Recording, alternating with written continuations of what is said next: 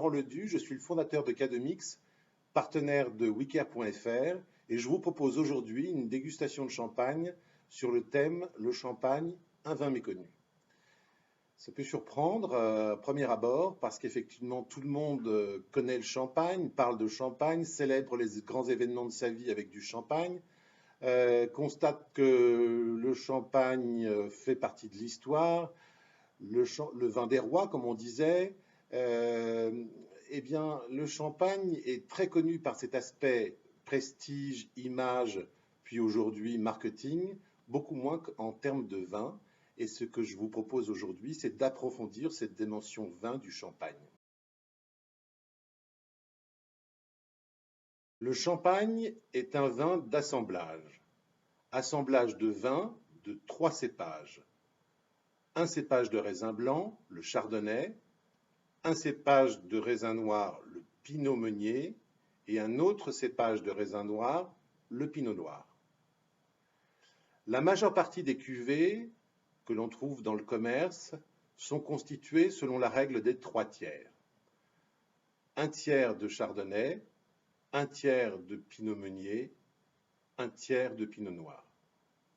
Cette répartition varie selon les terroirs, les maisons, le style des vins souhaités par le vigneron ou la maison de champagne, et varie aussi à l'extrême jusqu'à proposer des cuvées spécifiques.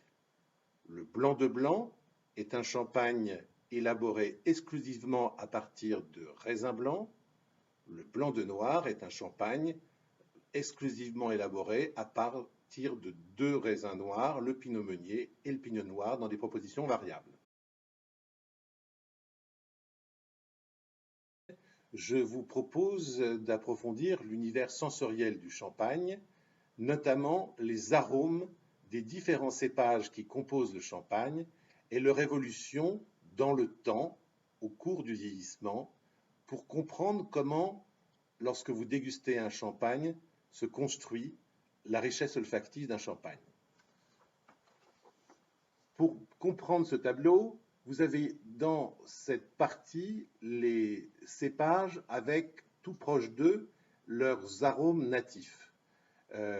Chardonnay, Pinot meunier, Pinot noir. Et plus on avance dans ce tableau, c'est-à-dire que plus le vin vieillit, vous découvrirez comment ces arômes se transforment pour aboutir jusqu'à des arômes qu'on dit alimentaires, comme la brioche, comme des notes cacaotées ou de café torréfié, la liste est longue, et nous essaierons d'en repérer quelques-uns lors de la dégustation de champagne.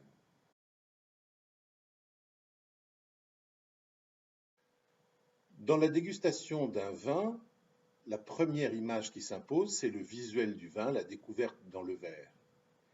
Il y a une couleur que nous n'avons pas évoquée, qu'il s'agisse de raisin blanc ou de raisin noir, qui est la couleur rosée. Eh bien, il y a 2 façons d'élaborer du champagne rosé, et c'est une particularité champenoise.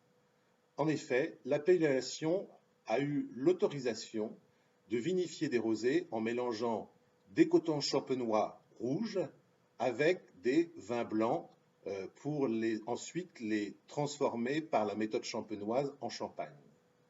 Il y a un autre procédé qu'on appelle la saignée, et qui fait référence à la couleur du rosé, qui consiste lorsqu'on pressure les raisins blancs et les raisins noirs en même temps, on laisse le jus macérer sur le mou pendant 12, 18 ou 24 heures, voire un peu plus, pour que les tanins de couleur rouge qui sont contenus dans les peaux des raisins noirs migrent vers le jus et lui donnent une si jolie couleur rosée.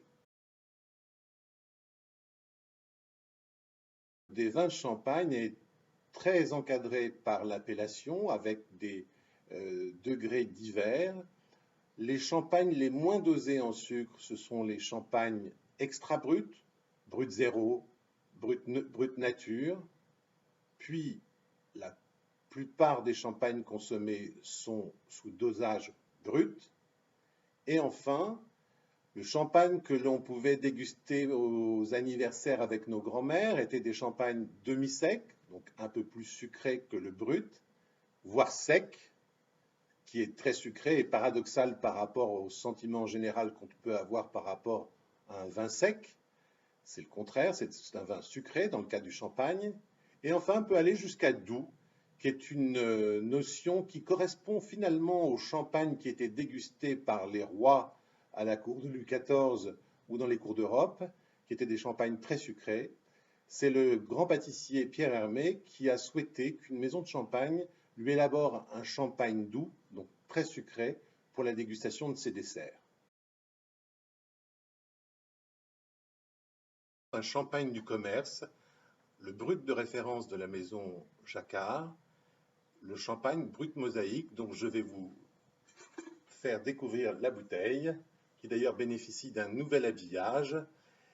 Alors, un champagne doit être servi frais, tout dépend du type de champagne. Un champagne comme nous, celui-ci doit être servir plutôt frais, c'est-à-dire que vous le placez dans le bas de votre réfrigérateur la veille de sa dégustation. Si c'est pour un événement improvisé, eh bien, vous le placez 30 minutes dans la partie congélateur de votre réfrigérateur. Et si vous êtes un puriste, vous le sortez de votre cave et vous le glacez dans un seau pendant à peu près 30 minutes également. J'ai un peu triché parce que j'ai retiré une partie de la collerette. Alors, le champagne est un peu capricieux parfois quand on ouvre son bouchon. Je ne sais pas ce qui va se passer maintenant. Ça provient effectivement, vous l'aurez compris, du gaz contenu dans la bouteille. Un moyen de l'ouvrir, c'est de faire tourner tout doucement le bouchon jusqu'à l'ouverture de la bouteille. Eh bien, tout se passe bien. Je verse le champagne dans un verre. Nous avions parlé lors d'une précédente dégustation du verre qui est souhaité pour la dégustation de champagne. C'est une flûte avec un ventre assez rond et une ouverture assez grande pour bien à la fois concentrer les arômes et pouvoir accéder à tout le produit de l'effervescence.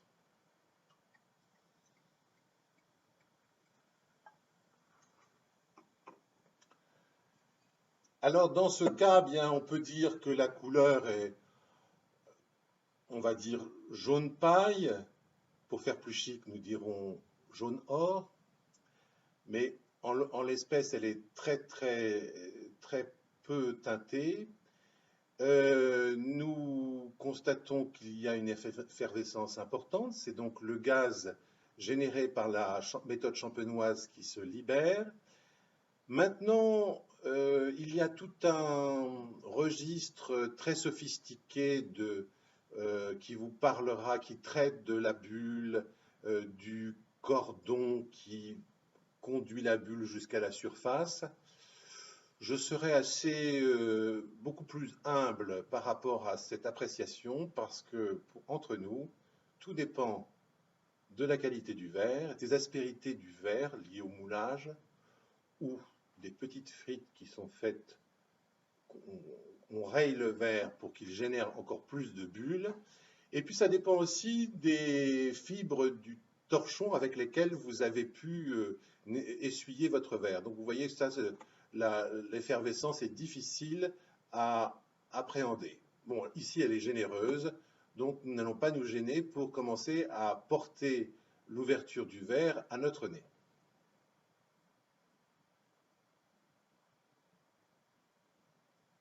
Le premier nez est très, très vif. On sent des arômes de fleurs blanches, avec une petite note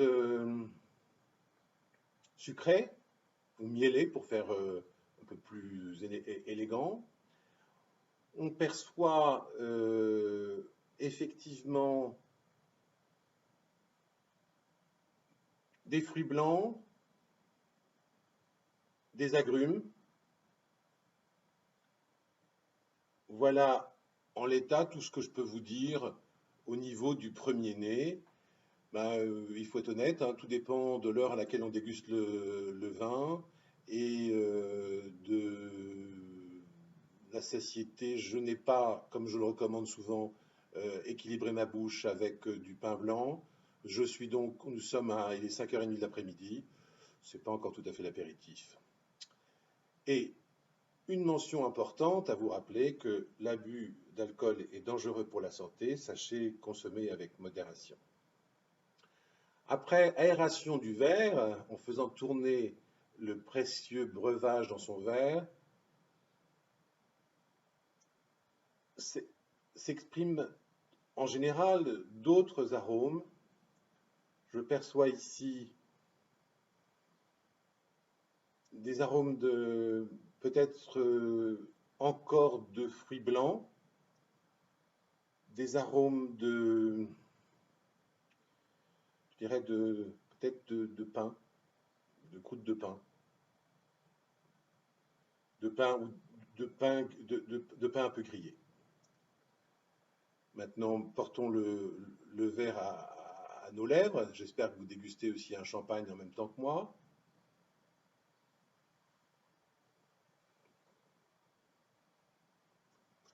Alors, ce vin de référence de la Maison Jacquard est caractéristique d'un champagne qui est vif et léger, que nous allons aborder dans la dernière partie de cette vidéo. À la fois franc, une attaque franche, premier contact de la bouche est franc, et puis tout de suite après, un développement dans la bouche très agréable avec... on sent clairement qu'on ne boit pas de l'eau gazeuse, ça emplit votre palais et c'est vraiment une notion très agréable.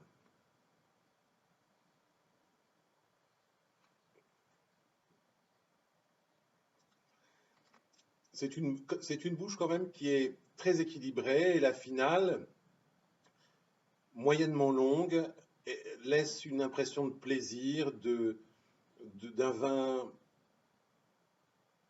assez léger et avec toutefois une bonne expression aromatique. Champagne.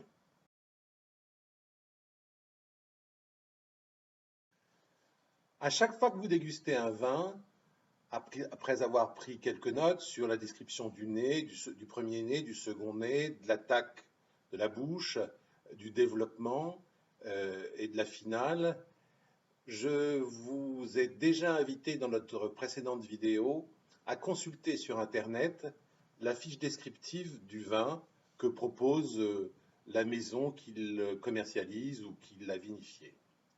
En l'occurrence ici, il s'agit de la fiche téléchargée sur le site Champagne Jacquard. Et essayons de rapprocher ce que j'ai évoqué lors de la dégustation. La robe est satinée, de couleur jaune pâle, aux nuances dorées et aux reflets de jade.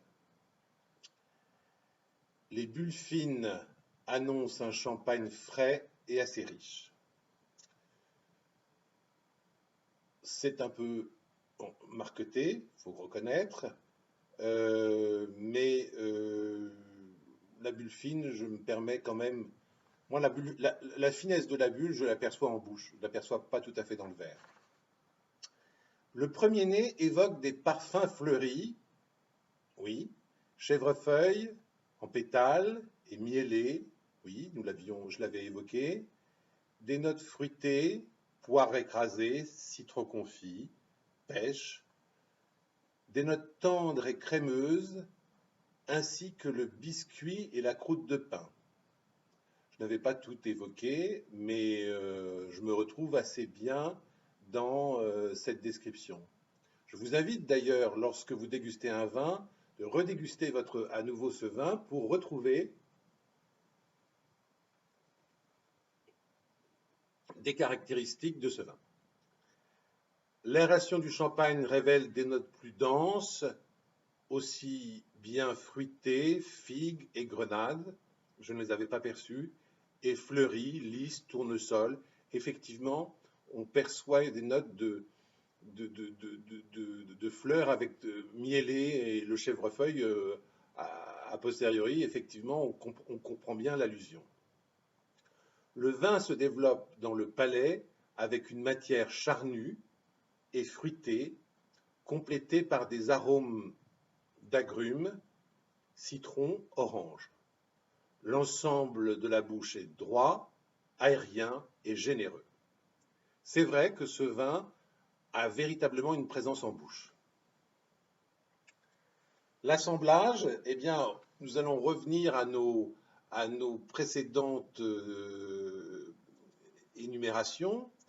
Il est composé à hauteur de 40% de chardonnay, 35% de pinot noir, 25% de pinot meunier, avec environ 25% de vin de réserve.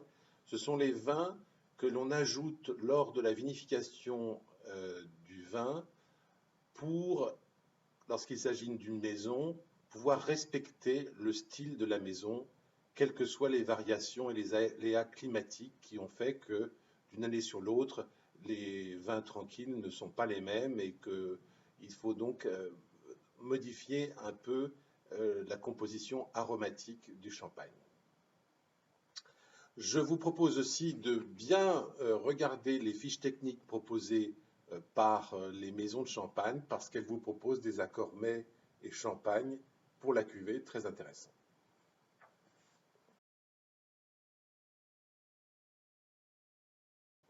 Il y a 4 familles de champagne, 3 familles distinctives que sont les champagnes vifs et légers, tels que celui que nous avons dégusté, ce champagne brut mosaïque jacquard, 3 ans de vieillissement. Ces champagnes sont à dominante composée de cépages chardonnay. Ce sont des champagnes qui expriment des notes olfactives de fleurs blanches, fruits blancs, amandes fraîches et plutôt dans des registres d'agrumes, parfois avec des notes d'anis. Ces champagnes d'ailleurs sont souvent proposés à l'apéritif. La deuxième catégorie de champagne sont les champagnes vineux et puissants. Ce sont des champagnes qui sont principalement élaborés à partir, avec comme dominante, des champagnes, des cépages pinot noirs. Ces champagnes sont souvent proposés pour l'accompagnement d'un plat comme une viande blanche rôtie ou des plats exotiques spécifiques. Enfin, on a la famille des champagnes ronds et suaves qui sont vinifiés dans la douceur et la tendresse. Ces champagnes sont principalement élaborés à partir de pinot meunier, mais toujours dans le respect d'une proportion, hein, peut-être 40% de pinot meunier, 30% de pinot noir et 30% restant pour le chardonnay, parce qu'on est toujours dans la recherche d'un équilibre. Et la quatrième famille des champagnes complexes et matures est une famille qui se distingue avant tout par la richesse des arômes dégagés par le vin, la complexité de ces arômes et plus encore le ressenti en bouche qui est un véritable, une véritable explosion sensorielle. Ces champagnes sont souvent des champagnes que l'on retrouve dans le commerce à des prix élevés, souvent des champagnes d'exception, champagnes millésimés, et ces champagnes complexes et matures peuvent se ranger en second lieu dans l'une des des 3 premières familles présentées. Et ça, c'est important parce qu'avec ces outils que je vous propose, vous avez tous les éléments en main pour déguster vous-même votre premier champagne. Essayez de le faire d'une manière honnête sans avoir d'abord regardé les étiquettes. Puis après, notez vos impressions, couleur, nez, premier nez, second nez, attaque au niveau de la bouche, développement final. Vous rapprochez votre ressenti par rapport au registre sensoriel présenté sur le tableau inclus dans cet article Et enfin, vous allez confronter votre expérience à la fiche technique du vendeur, la maison de champagne ou le vigneron. Ainsi, vous aurez approfondi par cette pratique votre connaissance de champagne et bien sûr par la multiplicité des dégustations. En conclusion, je vous rappelle que la consommation de l'alcool est dangereuse pour la santé et je vous invite à en consommer avec modération. À bientôt!